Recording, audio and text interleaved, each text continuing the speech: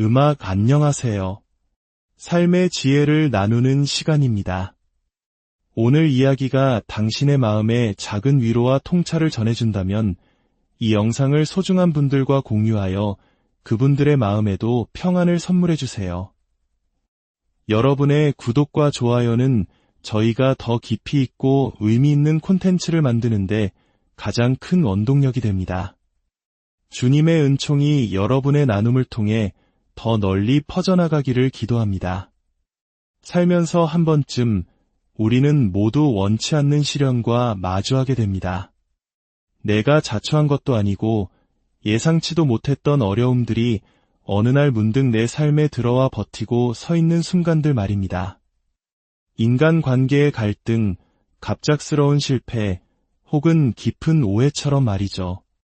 이런 고난의 순간이 찾아오면 우리는 내면의 깊은 혼란을 겪게 됩니다.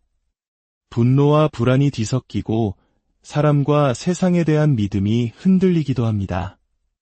내 안의 평온이 송두리째 휘저어지는 듯한 고통 속에서 우리는 필사적으로 이 상황을 벗어날 방법을 찾게 됩니다. 바로 그 순간 우리는 인생의 중요한 갈림길에 서게 됩니다. 이 시련을 통해 나는 과연 어떤 사람인가? 무엇이 나를 지탱하게 하는가? 라는 근원적인 질문과 마주하게 되는 것이죠. 건강한 내면을 가진 사람은 이 고통의 시간을 성장의 기회로 삼습니다. 시련이 주는 교훈을 배우고 더 나은 사람으로 거듭나기 위해 노력하죠. 어쩌면 우리 한국인들에게는 IMF 외환위기나 6.25 전쟁과 같은 거대한 역사의 시련 속에서도 희망을 잃지 않고 자녀를 키워내신 부모님 세대의 강인함이 떠오를지도 모르겠습니다. 그분들은 고난을 배움의 기회로 승화시킨 분들이니까요. 하지만 여기 전혀 다른 길을 선택하는 사람들이 있습니다. 바로 자기 자신에게만 몰두하는 나르시시스트들입니다. 그들에게 시련은 성장의 발판이 아니라 자신의 인격을 파괴하는 독이나 산성용액과도 같습니다.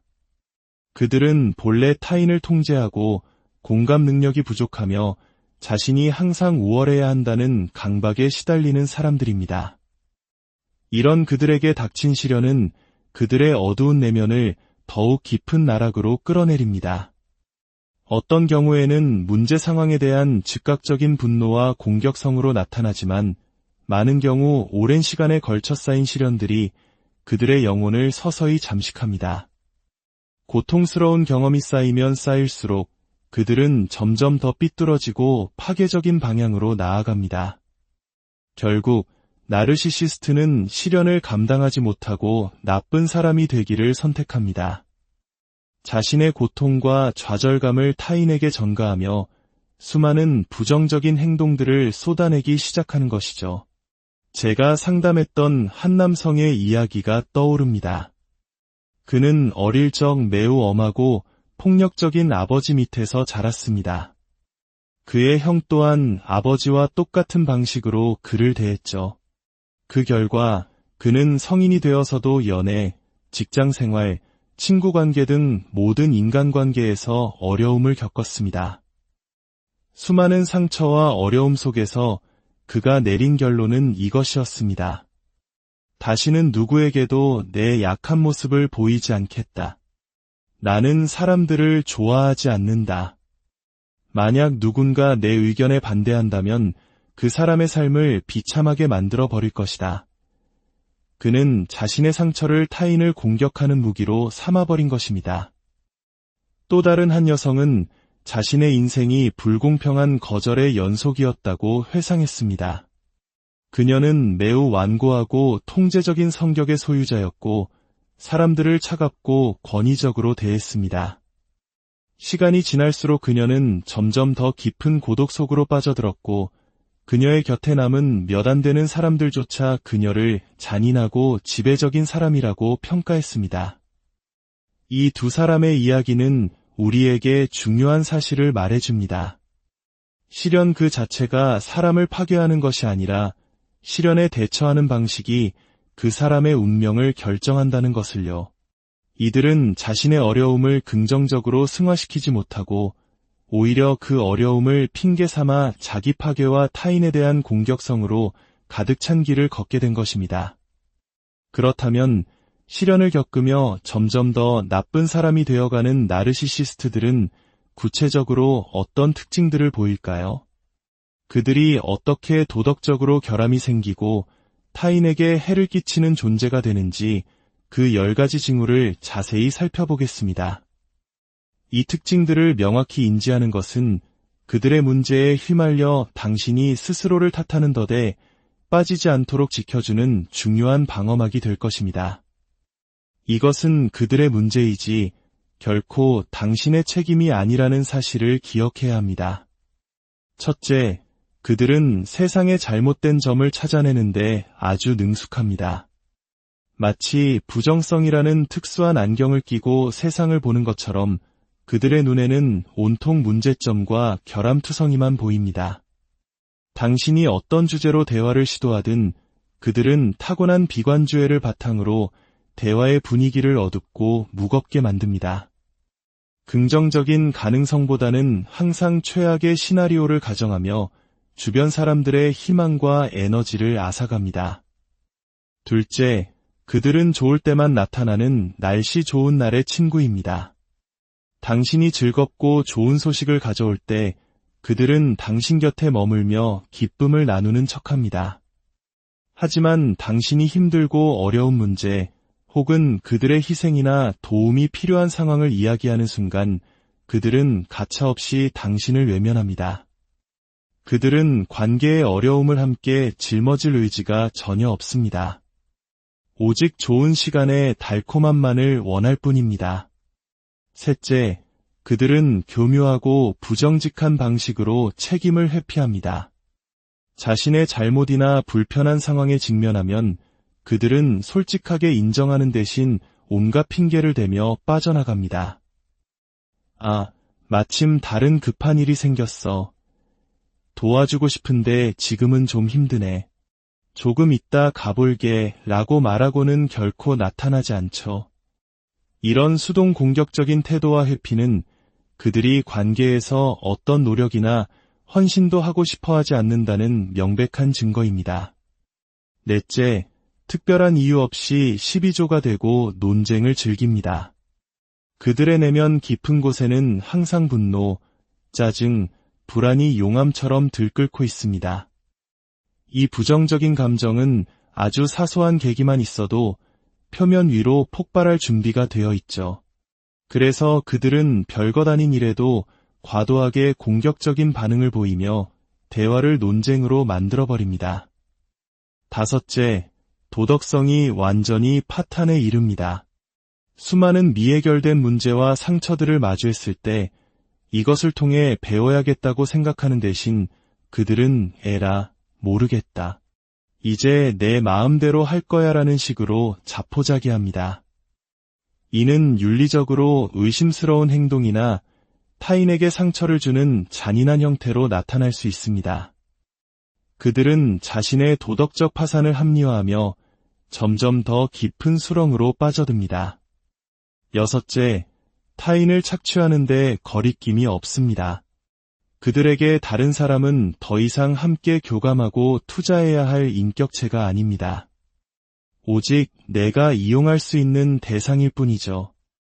공감 능력이 완전히 결여된 그들은 상대방의 감정이나 상황은 전혀 고려하지 않습니다. 그들의 머릿속에는 오직 어떻게 하면 저 사람을 이용해서 내 목적을 달성할 수 있을까? 라는 계산만이 가득합니다. 일곱째, 그 어떤 조언이나 지적도 받아들이지 않습니다. 건강한 사람들은 때로 자신의 맹점을 지적해주는 조언을 고맙게 생각합니다. 하지만 나르시시스트에게 조언은 자신에 대한 공격으로 받아들여집니다. 감히 누가 나를 가르치려 드는가? 나는 누구에게도 빚지고 싶지 않다. 라는 생각에 사로잡혀 그들은 모든 외부의 피드백에 대해 마음의 문을 굳게 닫아버립니다. 여덟째, 거짓말을 하나의 게임처럼 여깁니다. 그들에게 진실과 거짓은 중요하지 않습니다.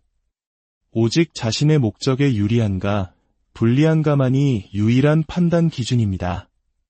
그들은 자신에게 이익이 된다면 아무렇지 않게 거짓말을 하고 사실을 왜곡하며 당신이 아는 정보조차도 자신들의 입맛에 맞게 조작하려고 합니다. 진실은 그들에게 단지 가지고 노는 장난감에 불과합니다. 아홉째, 양심의 가책이나 후회를 전혀 느끼지 못합니다. 당신이 그들의 잘못된 행동을 지적하면 그들은 반성하기는커녕 오히려 당신을 비웃거나 조롱합니다. 자신의 문제점을 최소화하고 모든 잘못을 당신이나 다른 사람의 탓으로 돌립니다. 나는 문제가 없어. 그런 사소한 일로 나를 비난하는 내가 문제야. 라고 생각하죠. 그들에게는 반성이라는 개념 자체가 존재하지 않습니다. 그리고 마지막 열째, 그들은 자신의 역할에 대해 결코 책임지려 하지 않습니다. 자신들의 삶에서 발생하는 수많은 문제들에 대해 그들은 자신이 기여한 부분이 있다는 사실을 절대로 인정하지 않습니다. 대신 남을 탓하고 비난하며 신뢰할 수 없는 행동을 반복합니다. 상황을 개선하기 위해 스스로 변화해야 한다는 생각 자체를 하지 못합니다. 결론적으로 한 나르시시스트가 문제가 있는 사람에서 나쁜 사람으로 변했다는 가장 확실한 신호는 그들이 당신을 오직 자신들의 필요를 채워주는 도구로만 여길 때 나타납니다. 당신은 그들의 통제력을 유지하고 개인적인 만족감을 채워주기 위한 소품일 뿐입니다. 만약 당신이 그 기준을 충족시키지 못하면 그들은 미련 없이 당신을 버릴 것입니다. 우리 모두는 인생에서 시련을 겪습니다. 하지만 나르시시스트는 이 경험을 통해 무엇을 배울 수 있을까? 어떻게 하면 더 나은 성장의 기회로 삼을 수 있을까? 라고 묻는 대신 세상이 나를 속였어. 그러니 이제부터는 수단과 방법을 가리지 않고 내가 원하는 것을 쟁취하겠어. 라고 소리칩니다. 그들은 당신과 협력하거나 당신의 감정을 배려하는 일에는 전혀 관심이 없습니다. 그들은 이미 내면이 썩고 시들어버려 인격의 근원부터 잘못된 길로 들어섰습니다. 그리고 안타깝게도 시간이 흐를수록 그 상태는 더욱 굳어집니다. 오늘 이야기를 듣고 계신 여러분께서는 부디 건강한 길을 선택하시길 바랍니다. 어려움이 닥쳐올 때 나는 이 시련을 통해 무엇을 배울 수 있는가? 라고 스스로에게 질문하는 사람이 되십시오. 경험을 통해 더 나은 사람으로 성장하겠다고 다짐하십시오. 나르시시스트는 그 정반대의 길을 선택하여 나쁜 사람이라는 어두운 공간에 스스로를 가두고 당신까지 그곳으로 끌어들이려 할 것입니다. 하지만 우리는 그들과 함께 어둠 속으로 들어가지 않을 것입니다. 우리는 존엄과 존중, 그리고 품위의 가치를 굳건히 지킬 것입니다. 이러한 삶이 당신이 마주한 현실을 이해하고 그들의 역기능적인 패턴에 휘말리지 않도록 지켜주는 등대가 되기를 진심으로 바랍니다. 우리는 모두 평생 배우는 사람들입니다. 오늘의 배움을 통해 당신의 내면이 더욱 단단해지고 흔들리지 않는 평화를 찾는 여정에 큰 힘이 되기